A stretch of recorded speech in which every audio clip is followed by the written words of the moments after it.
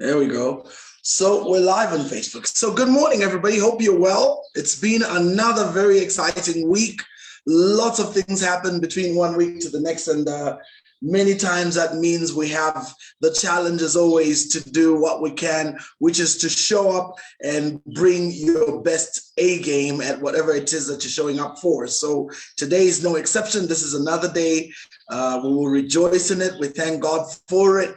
And I am on the series of common leadership misconceptions, a very, very interesting subject, I must admit. And it carries with it quite a bit when it comes to understanding the depth of exactly what leadership is. So I'm going to jump straight into the lesson and just do a recap. Now, last week when we began, I touched on leadership principles, and I must give a mention to my colleague and friend, Dr. Nkoma. Dr. Nkoma got back in touch with me.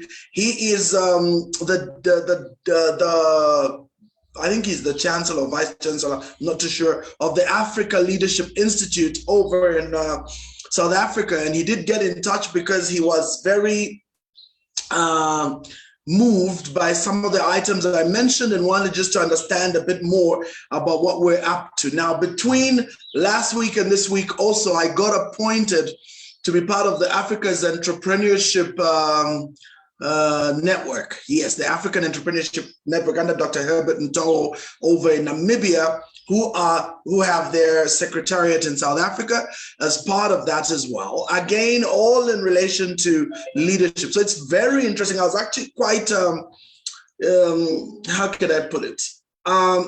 Pleasantly surprised that little bit I did was actually observed by such a caliber of people. So many of them academicians, and they were keen to understand what syllabus I'm using. Of course, this is not a formal classroom. This is not a lecture center. So we're not going by a particular format of academics.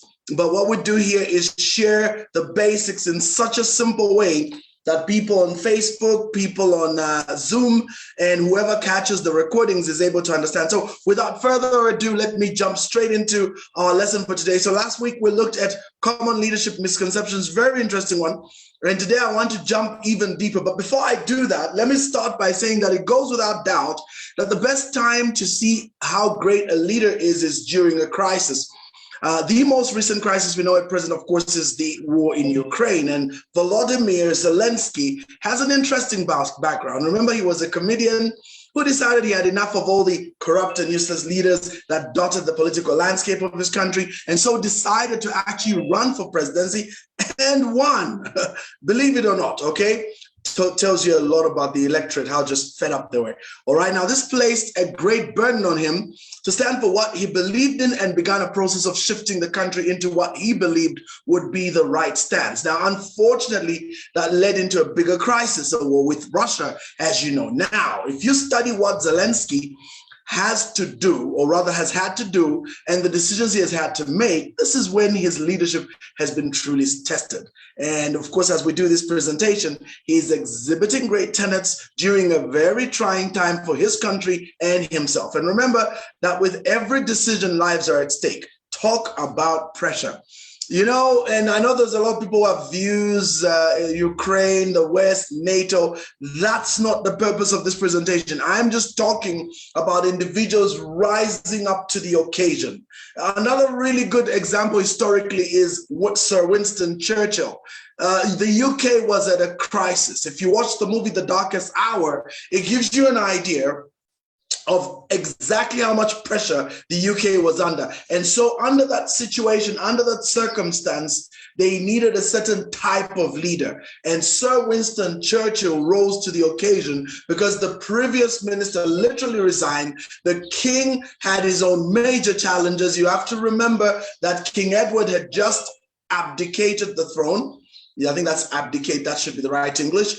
And his brother, George, the whatever number he was, the father to the current Queen of England, that gentleman had to become the king under very, very difficult circumstances. He was not supposed to be a king. He was not even raised to be a king, because that's how nobility works over there. And so the gentleman that was raised to be king chose not to be a king for love. And so the whole situation was really bad, and Europe was being overtaken by Nazi Germany, and so they needed a certain type of person, and Sir Winston Churchill suited the bill. He rose to the occasion. So that's a very interesting situation. Now, I'm going to be much later in my lessons, I'll go into leadership theory. So we will look at types of leaders and styles of leadership. So there's types and then there's styles, but I'm not going to do that. What I want to do today is focus further on misconceptions. And these three I'm about to mention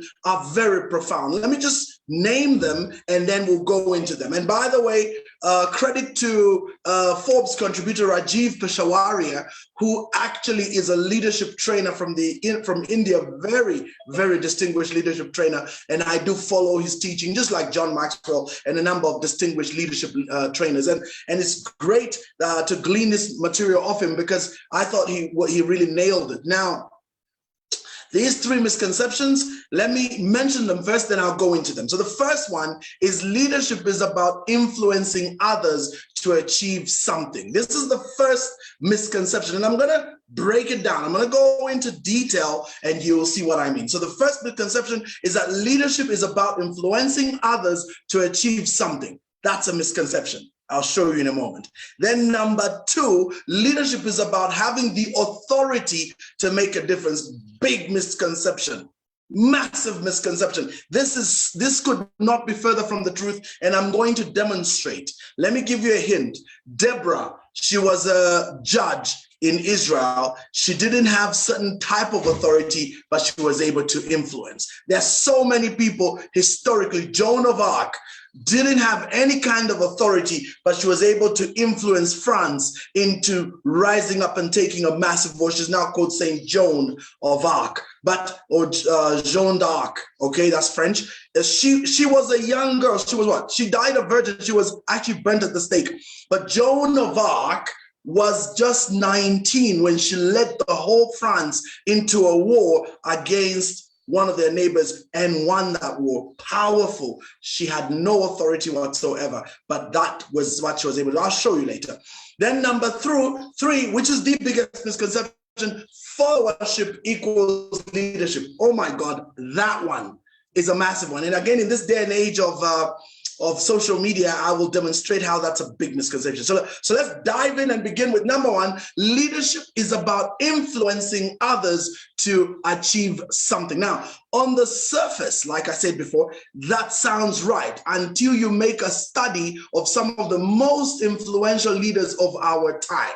And I'm going to reference three that I think really hit the nail. The first is Mahatma Gandhi. The second is Martin Luther King Jr. And the third, of course, is our very own Nelson Mandela. Now, what you will realize about these three people is that they had absolutely no position to speak of. That's very, very important to understand. They had no position in some government setup. They had no position in some local setup. I mean, all they had was whatever role they were playing at the time. And for all intents and purposes, that role wasn't a massive international level role. No, it wasn't. Okay. So, and when they began their journey, it was certainly a lonely road with no people to rally around. No clarion call, no crowd, no platform, no brand, and certainly no rank and authority with which to bark out orders. And yet, we know they shaped the destinies of their nations and remain iconic, to say the least. So what exactly did these three do? And what did these three people do? Well, that is where the clearer picture becomes evident. All three had very powerful personal convictions about what was the problem within their societies. Now, let's pause there. You see, they had a sense of cause. They had a mission. The mission was so well defined. They understood the challenge in their society, and they knew that they had to resolve it. Okay, so they all had strongly resolved to do something about the same. They had a very clear mission. They had a very clear vision, they had a goal, and they proceeded to pursue it with passion and great focus while clearly communicating to all those around them in word and deed. Okay? It is these that drew the followers as they inevitably became inspired. Have you seen that? So leaders inspire. They don't influence by force, they inspire. So watch this. Let's study them. Let's go with Nelson Mandela. That's a good example. Okay, maybe let's go with Martin Luther King Jr. Martin Luther King Jr. was a Baptist minister. He was 26 when he began his work in Montgomery, Alabama. Very well known because that's where the bus boycotts took place in 1955. This man was just a pastor in the church and he was 26. So 26 means he was relatively young. There were far older people than himself in that city, in that church, in that community, the Black community. There were far older people than Martin Luther King Jr. But you know what? He recognized that the issue of racial segregation was a big specter in his society, and he had to do something about it. And one thing that he did was he opted to adapt the non-violence approach inspired by the great Mahatma Gandhi. So Mahatma Gandhi, the teacher, Papa, that man was a very, very influential Indian leader who galvanized the entire Indian subcontinent into rising up against some of the draconian British taxes. One of the most famous was the salt tax. And that man single-handedly inspired almost 1 to 2 million people, just like Martin Luther King Jr. did, to walk to the sea and make salt for themselves. It was such an inspiring thing for this man to do. When the country broke down into war because of civil war or civil clashes because of the Hindus and the Muslims, Mahatma Gandhi declared a fast. Not just a fast, a hunger strike. He was going to starve himself to death and not eat another meal until those people learned to talk and communicate together. And you can imagine the whole country came to a standstill because they heard that Bapu had declared a hunger strike. He was going to starve himself to death if people would continue to fight when they were all brothers and sisters separated by religion. Very amazing man. To be honest, even the story around how he allowed Jawaharlal Nehru to become minister and how he gave concessions so that they could move forward as a nation are profound. Yes, there are people who have issues, but I personally think that Mahatma Gandhi reminds me of Nelson Mandela. Same kind of character, amazing leaders that were able to galvanize with no power or authority except their vision and their sense of mission. I think that's so important to understand. That's number one. So there's a quote by Mahatma Gandhi, which for me is everything. And every leader should adopt this. I want you to write this down. My life is my message. Mahatma Gandhi, that's the quote. My life is my message. If you're on Facebook, write that down. My life is my message. And you need to take this really, because when you look at what Jesus taught, this is exactly what he's saying. Let your life become a light. You are a light. A light is never, a city upon a hill will be seen by everybody. You don't light up a candle and put it under the bed or under a table. You put it in the highest point of the house or the room so that every corner is illuminated by that light. That's a profound truth. And so in leadership, your life must be the message. Julius Nyerere, another great leader and son of the soil, had something called the Arusha Declaration. The Arusha Declaration, which in Swahili is Azimio la Arusha. This man walked from, I've now forgotten where, I can't remember where he walked from to where he walked to, but he did a very long walk as a leader to go and put this Arusha Declaration back in 1960, God knows what year that was. and he inspired the entire country to galvanize around him. When Idi Amin invaded Tanzania, same story. Tanzania had less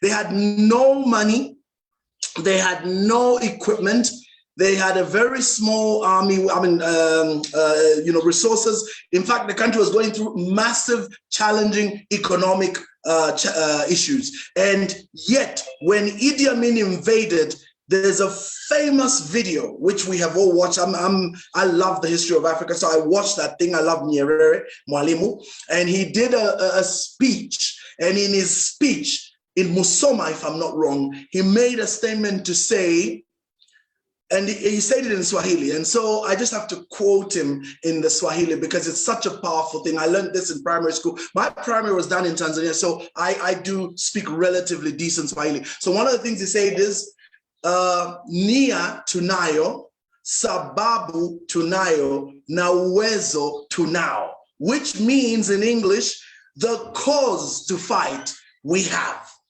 The reason to fight we have. The means to fight we have.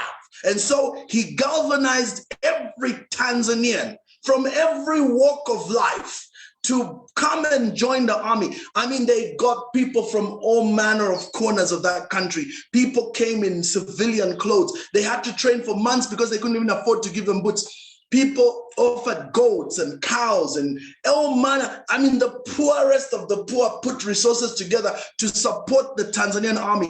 The government workers and private sector all went on half salary, so the other half went to purchase equipment to go fight that war. Tanzania won on the strength of a will to fight because of galvanizing behind a great leader called Nyerere. Do you see my point? My point is great leadership inspires. Now, number two, very quickly, leadership is about having the authority to make is about having the authority to make a difference. That's the second misconception. Listen to me. I have already demonstrated earlier that these three men I spoke about, Mandela, Mahatma Gandhi, and King, had no authority whatsoever. They did not hold any offices at the time that would have granted them the means by which to enforce whatever their mission was. And we know for a fact that both Gandhi and King never held public office ever. Both were able to galvanize millions to leave their homes and livelihood and carry out marches as symbolic protests against tyranny at the time. The Million Man March to Washington is a classic case where they went and placed a demand on the Constitution. The well-known speech, that is one of the 100 most iconic speeches in the history of the 20th century, I Have a Dream, was made at the stairs of the Lincoln Memorial in front of 1 million African-American women, men, and children to demand on the Constitution, the supreme law of the land, on the right for African Americans to be considered human beings. His most iconic statement, which gives me shivers to this day, he said, I see the day coming when men shall no longer be judged by the color of their skin, but by the content of their character. Whoa! Just thinking about that gives me goosebumps. And sure enough, this great man of the soil, this great son of America, was gunned down mercilessly in 1968. But on his last speech, he made a prophetic statement the day before he was gunned down. He said, I have been to the promised land, and I have seen what the promise is. But here's one thing. I know that I may not get there with you, but the promise is coming. And sure enough, they gunned him down, killed him mercilessly as they always were doing. But what is amazing about King is that precisely 40 years later, 1968 he was murdered, 50 years later, 2008, we had the first Black president in the name of Barack Hussein Obama. And for me, that's an absolutely amazing thing, because here is a great iconic leader that was able to prophetically speak into that nation of the United States of America about what is to come. Yes, are there still problems in America? Plenty. Do they still have systemic racism? Huge problems. But to be honest, there's been some strides. There's been some strides. And it's great leaders like King that made a difference. There's a statement that blesses my heart. No, sorry, it's not a statement. There is something profound about iconic leaders like King, which I think you need to realize. The King and people like Mahatma Gandhi and Mandela were such a threat to the establishment that even the FBI at the time decided that people like King were a threat and were to be eliminated. I can quote that. There's actually quotes for it. So it's not something I'm making up. At the time, the head of the FBI actually made that statement, J. Edgar Hoover, that what we have to ensure does not happen, I paraphrase, is the rise of another Black Messiah. So that's where Judas and the Black Messiah title for the film comes from, because the FBI actually named any Black leader as a Black Messiah, and they feared that these could galvanize the African Americans and take them somewhere they don't want them to go. So we know that there was great upheaval against such people. But imagine, these are people that had no positions, but they galvanized such support. Now, Mandela spent 7 years behind the bars, and yet the entire world learned and was fascinated by his fight and became the symbolic poster boy of the whole anti-apartheid movement. But it was what he did after being released from prison and became president that shall forever etch his name among the legendary leader icons of the 20th century, as he managed to navigate his nation through an extremely difficult and volatile period that, if done differently, could easily have seen that nation erupt in flames. And you know, I understand today that there's a growing group of people in South Africa who consider him a sellout. I honestly do not believe with all my heart. I've studied the lives of these great leaders. He wasn't a sellout. He was a pragmatist. And being a pragmatist means learning to look at the best possible solution, giving the best possible result under very extenuating and difficult circumstances. And he had to do that. Nelson Mandela is quoted as saying, "I never lose, either I win or I learn." You can write that down. I never lose, either I win or I learn. Very profound second statement right there. And now we're going to go to the third, what's it called? So remember, write that down. I never lose, either I win or I learn. That's your quote by Nelson Mandela. So let's go to the third one. Another massive misconception here: followership equals leadership. Huge misconception. A lot of people think if you have large numbers of followers, this is a sign that you make a great leader. Wrong. So let's go into that. Now, there is also this belief that great leaders are good followers. And by the way, that also, in fact, let me go further. It's not even about the followership in terms of people following you, but it's the ability to follow the status quo. If a person is good at following the status quo, if a person is good at following the given way of operating, then they make a good leader. And you know, in for example, in our church circles, this is a very controversial one I'm about to go into now. You know, there's this idea that a good disciple makes a good pastor, and a good pastor must be a good follower, so they must always conform. Now, I just came from telling you that leadership does not require authority or position, and leadership is always about your ability to be crystal clear about who or what your mission is, and you will inspire. So it's not about influence, it's about inspiration. Let's go into leadership equals followership. Now, there's also this belief that great leaders are good followers. The entire management and leadership systems of today tend to encourage this model. Okay, so I'm being contrarian here right now. But as shown, this could not be further from the truth. We do know that there are laid down rules and procedures for the best practices when it comes to management. This is also true when it comes to groupthink. And groupthink is a very dangerous space to be in, by the way. But we know very well that some of the greatest leaders in the history of the planet had to break away at some point from following the textbook. I'm going to pause there. They had to break away from following the textbook, okay? And instead pioneer a different path. And that's why pioneers have a very lonely journey. They usually have to break away from, this is how things are done. This is what the status quo is. This is how we've done it always. But great leaders of industry, great leaders of nations, great leaders even of religious organizations have had to come to this uncomfortable space in which they have to break away from the standard and go in a different direction. Very painful. And that in itself is greatly feared, and many leaders and captains of industry are too afraid to rock the boat for two obvious reasons, which I'm going to mention. One, it means carrying a higher risk of failure. You see, it means carrying a higher risk of failure with all its subsequent consequences and repercussions. That alone scares so many into compliance and the by-the-book course of action. But let's be honest, that doesn't lead to the next Google or SpaceX, okay?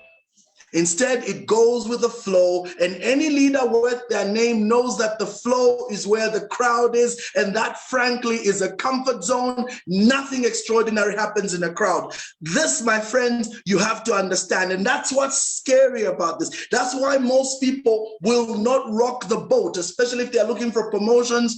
They're looking for accolades. They're looking for pats on the back. They're looking for approval from those who brought them before. They will tend not to go against the grain. They say, no, this is what we do. I don't agree with it, but that's what they do. I also don't agree, but that's what they do. So you find that everybody's kind of like just conforming and complying and kind of staying in there. But to be honest, that doesn't make a great leader. Makes just an ordinary guy, but not a great leader.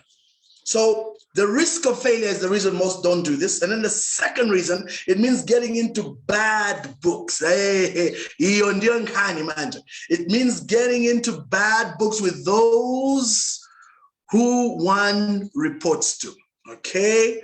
And pretty much every stakeholder as well. This in itself makes it difficult for most to even try, choosing to shackle responsibility on someone else. And because the stakeholders have a say on the livelihood of the leaders, most won't do it. Simple. But notice the difference with great leaders. Okay, I think somebody's got their mic on. Let me just, Clara, you accidentally unmuted yourself. All right, so notice the difference with great leaders. They are so sure about their mission and vision, they are willing to risk everything and pay whatever it takes, even if it means their very lives. In fact, all the three great leaders I mentioned had to pay a bitter price. Mahatma Gandhi was gunned down by his own fellow Hindus, because they could not, radical, of course, because they could not understand what this man was trying to achieve. So he was gunned down, all right? And his son, Indira Gandhi was gunned down because of taking very strong positions.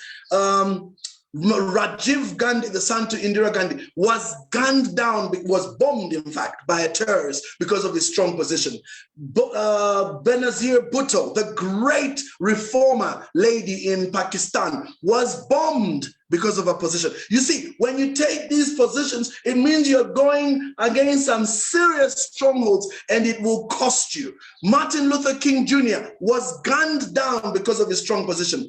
Malcolm X was assassinated with over 15 people killing him because of his strong position. Anwar Sadat with the Jews and Israel at a time just 10 years after the loss of that Six-Day War. No Arab country could stomach that. He was gunned down at a parade. You see, this is the price, ladies and gentlemen, you will pay when it comes to making these strong decisions. Most leaders haven't got the stomach to do this.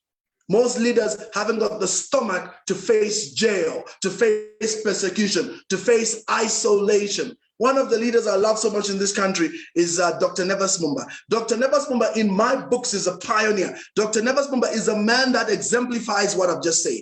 He had to leave the church. Do you know, let me tell you, Dr. Mumba could have comfortably remained a bishop and whatever. He could have had all the accolades. He would be inviting, he was already doing it, inviting all these great leaders across the world. Everybody loved Dr. Mumba as a preacher, as a fiery evangelist. His victory ministries was the highest. He pioneered television in Zambia, for TV, for ministry and whatever. He was a pioneer. But he decided to go into politics. Oh my God, the dreaded P word.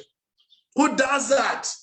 A pastor going into politics? No, not at his level. And you see, that's the life of a pioneer. And remember my 2 points?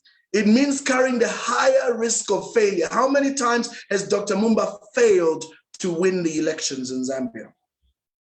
How many challenges has he had in his own party, the MMD, fighting against internal strife as well as pressured strife from outside? Getting in bad books with those who he reports to. Because of his mind and his thinking, he got in bad books even with his own boss, the first boss he had in politics, which was the president. So you see that the journey of a pioneer, the journey of these kind of leaders is very powerful, and many of them are not just blind followers. I got to wind up, time is gone, but listen to this. And that in itself, the ability to risk their lives, is what makes them so inspirational to those around them. And this is the kind of resolve that inevitably inspires others and builds a band of followers. Great leaders gain followers because the followers see something in those leaders you cannot fake. It's called enthusiasm. I am sold myself, okay?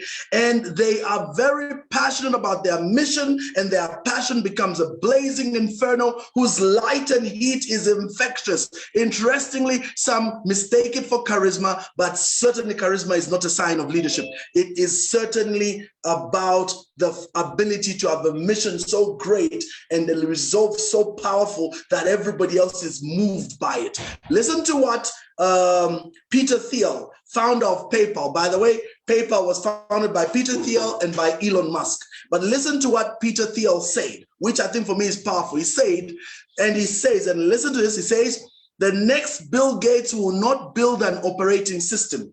And the next Larry Page or Sergey Brin will not build a search engine, which is Google, of course. And by the way, for those of you who don't know, let me go back. The next Bill Gates, the owner of Microsoft, will not build an operating system. And the next Larry Page and Sergey Brin will not build a search engine. Have you seen that? Which is Google. Copying others takes a world from 1 to N. Okay? Adding more of something familiar. All right. But when you do something new, you go from 0 to 1. You go from something that never existed to be before, to something that exists. And tomorrow's champions will not win by competing ruthlessly in today's marketplace. They will escape competition altogether because their businesses will be unique. Somebody, that's enough for an amen right there. You are going to build something from nothing.